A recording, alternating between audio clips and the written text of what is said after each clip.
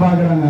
நீங்க எங்களை ஆசிரியர் அரசோட ஏமாத்து நினைச்சீங்கன்னா நீங்க ஏமாந்து போயிருங்க. ஏன்னா 2006 இடைநிலை ஆசிரியர் ஊதிய இழப்பு ஏற்படும் போது உங்க அப்பா கடைசியில் என்ன பண்ணாரு, கடைசி வரையும் முதலமைச்சர் கட்டில 7ஆவதா இறந்து போயிருக்கிறாரு.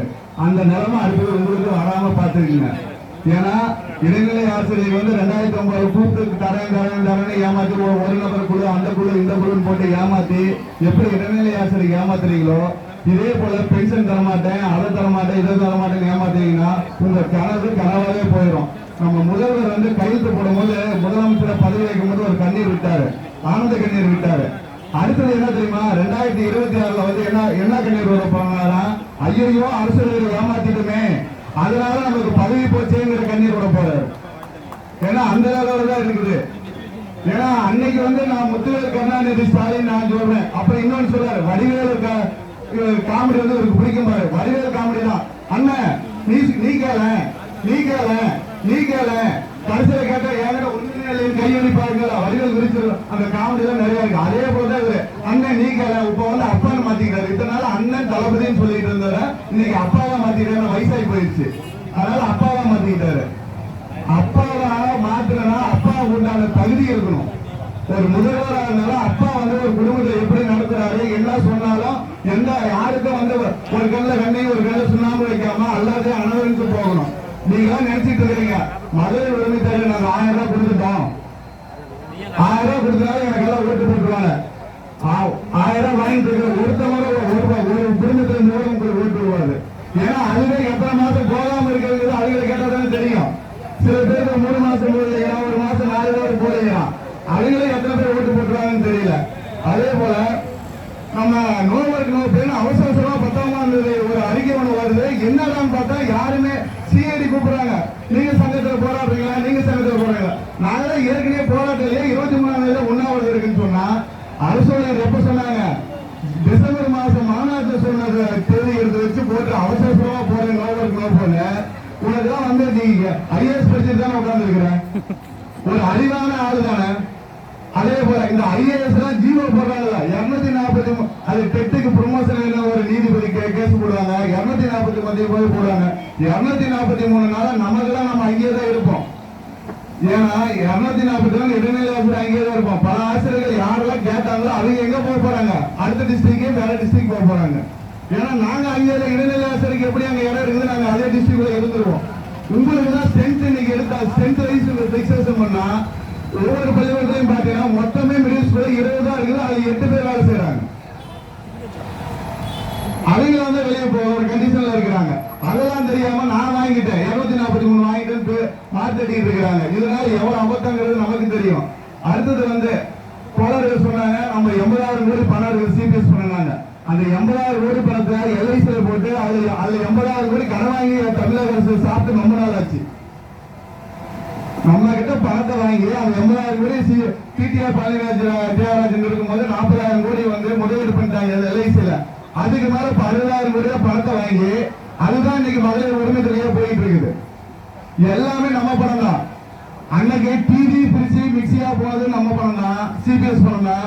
இன்னைக்கு மகளிர் உரிமை தொகையா போற பணமும் நம்ம பணம் தான், வேற யாருமே கிடையாது. நம்ம ஆசிரியர் அரசு தான். அதே போல அடுத்தது 3 குழு போட்டாங்க, சிபிஎஸ், ஓபிஎஸ், யூபிஎஸ். இதுல நீங்க ஓபிஎஸ் வச்சுக்கிட்டீங்கன்னா நல்லது. எந்த ஓபிஎஸ் வச்சுக்கிட்டாலும் உங்களுக்கு நல்லதா இருக்கு. அந்த ஓபிஎஸ் வச்சுக்கிட்டாலும் சரி, இந்த ஓபிஎஸ் கொடுத்துட்டீங்கன்னா இன்னும் நல்லது. ஏன்னா நீங்க ஏதோ ஒரு ஓபிஎஸ் வச்சுக்கீங்க. ஏன்னா அதே போல இன்னைக்கு 4,000 கிட்டத்தட்ட 12,000 பணியிடங்கள் இருந்தது. இன்னைக்கு வேலை செய்யறது 8 லட்சம் பணியிடங்கள் தான் இருக்குது. 4 லட்சம் பணியிட சம்பளம் வருஷம் ஒதுக்குறீங்க. அந்த பணத்துல எங்களுக்கு பென்ஷன் கொடுத்தாலே போதும். அந்த வேகன் இருக்கிற பணத்துக்கு பென்ஷன் கொடுத்தாலே எங்களுக்கு போதும். அதே போல முதலமைச்சர் 10 தடவை நம்ம முதல்வர் தான் கிட்டத்தட்ட அதே போல ஆட்சிக்கு என்ன பண்ணாரு, நகராட்சி, மாநகராட்சி, ஊராட்சி எல்லாத்துக்கும், பேரூராட்சிக்கு எல்லாத்துக்கும் இல்லாத வார்டு கவுன்சிலருக்கு சம்பளம் அறிவிச்சாரு. சம்பளம் அறிவிக்க தெரிஞ்சது இல்ல. எங்க கிட்ட வேலை செய்யற சட்டமன்ற பணியாளருக்கு ஒரு 10,000 ரூபாய் கொடுத்துருக்காம 4,000 2,000 கொடுத்து வச்சிருக்கிற.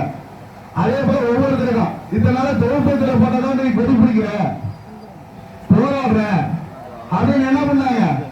நாங்க எல்லாத்தையும் அவுட் கான்ட்ராக்ட் விட்டுருவோம். அதை வந்து அவனே வந்து ஆளை கூட்டு வருவான், கூட்டுவான், எல்லாம் பண்ணுவான், சாப்பாடு ஆக்குவான், எல்லாம் போட்டு போயிடுவான். இதே போலதான் போயிட்டு இருக்குது. அதே போல நம்ம எதிர்கட்சி இவர் வந்து நம்ம எத்தனையோ சொல்லியாச்சு. எதிர்கட்சியா இருக்கும் போது அவர் ஒரு ஜாக்டோஜியோட உறுப்பினராக இருந்தாரு, உயர்மட்ட குழு உறுப்பினராக இருந்தாரு. இன்னைக்கு முதலமைச்சர் ஆயிட்டாரு. அதிகாரம், அதிகாரி, அதிகாரம் என்பது எல்லாருக்கும் ஆட்டி படைக்கும். அந்த அதிகாரத்தை ஆட்டி பறிக்கும் போது அவர்களை கோல் எடுத்து ஆட்சி என்னது தப்பு செய்யற குழந்தைய கட்டி திருத்தவங்கள நம்ம பள்ளிக்கூடத்துல அதே போல முதல்வருக்கு நம்ம வந்து நாம தான் கட்டி திருத்தணும். ஏன்னா ஆசிரியர்களாகி நாம தான் அவருக்கு பாடம் நடத்தணும். ஏன்னா அவரு அப்பதான் வந்து திருந்துவாரு. இல்லைன்னா திருந்த போறதே இல்லை. அதுக்கு அடுத்தது அப்புறம் இடைநிலை ஆசிரியருக்கு சொன்னாங்க 2009 பிகம்ஸ் 2009 பண்ணாங்க. 2006 இருந்து இடைநிலை ஆசிரியருக்கு ஊதிய முடன்பாடு இருந்துட்டு தான் இருக்குது. 2006 இருந்து அப்பாயமான தொகுப்பத்துல இருந்து ரெகுலர் ஆனப்ப என்ன பண்ணாங்க, அப்பயும் அந்த 2 வருஷம் போச்சு. அதேதான் எங்களுக்கு இடைநிலை ஆசிரியர் பொறுத்தவரையில 2006 ஊதிய குழுவில இருந்து எங்களுக்கு பெரிய போராட்டமா தான் நடந்துட்டு இருக்குது. அதே போல எங்க படிப்படியா அதுக்கு அடுத்ததாக இனிமேட்டு வரும் காலங்களில் வந்து அப்புறம் கோர்ட்டு இடையில வந்து நம்ம கோர்ட்டு ஜாயின் பண்ணிக்கும். இன்னைக்கு ஒரு நீதிபதி வீட்டுல 100 கோடி ரூபாய் எரிஞ்சு பணம் போக 100 கோடி ரூபாய் எடுத்திருக்கிறாங்க. அந்த நீதிபதி என்ன பண்ணா ஒரு டிரான்ஸ்பர், உச்ச நீதிமன்றம் என்ன பண்ணது ஒரே ஒரு டிரான்ஸ்பர் தான் போட்டு இருக்குது. ஆனா அவர் வீட்டுல எரிஞ்சது போல மீதி 100 கோடி ரூபாய் பணங்கிறது எங்க இருக்குது? 100 கோடி ரூபாய் அப்படியே எரிஞ்ச பணி எவ்வளவு?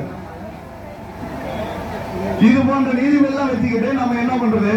அதே போல நம்ம ஆசிரியர்கள் என்ன பண்ணலாம், ஒரு கோர்ட் சொல்லிருச்சு நம்ம ஜாக்டோஜியோ அமைப்பாளர் உங்க சங்க அமைப்பாளர்களோ பொறுப்பாளர்களோ இன்னைக்கு போராட்டம் இருக்குதுன்னு சொல்லிட்டாங்கன்னா நீங்க என்ன பண்ண போராட்டத்துக்கு தயாராகணும். கோர்ட்டு சொல்லிருச்சு, அதனால நம்ம போராடக்கூடாது. இந்த கோர்ட்டு சொன்னதுக்கு எதிர்த்து போராடிதான் நம்ம 7th பே கமிஷனை வாங்கணும். அன்னைக்கு வந்து கோர்ட்ல மதுரை கோர்ட்ல வந்து மறுபடியும் சொல்லிட்டாங்க உங்க வேலைக்கு போன்னு சொன்னதுக்கு அப்புறம் தான் மறுபடியும் போக மாட்டேன்னு சொல்லி பிரிஞ்சு நின்று ஜாக்டோஜியோ போராட்டம் நடத்தினால இன்னைக்கு 7th பே கமிஷன் வாங்கியிருக்கிறோம். நம்ம 2007 பே கமிஷன் வாங்கி நம்ம இன்னைக்கு நடத்திட்டு இருக்கிறோம்.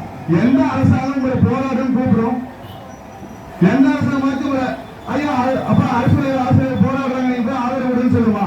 அவங்க எழுத்து போறாங்கன்னா அவங்க நிறுத்தத்தான் செய்வாங்க. அதே மாதிரி கோர்ட்டு என்ன பண்ணும், அதிகாரம் வந்து எந்த பக்கம் சாயுதோ அந்த பக்கம் வந்து என்ன பண்ணுவாங்க, அவங்களும் வந்து எடுத்துதான் சொல்லுவாங்க நீ போராடவே. ஏன்னா கேஸுக்கு போறது அரசு தான்.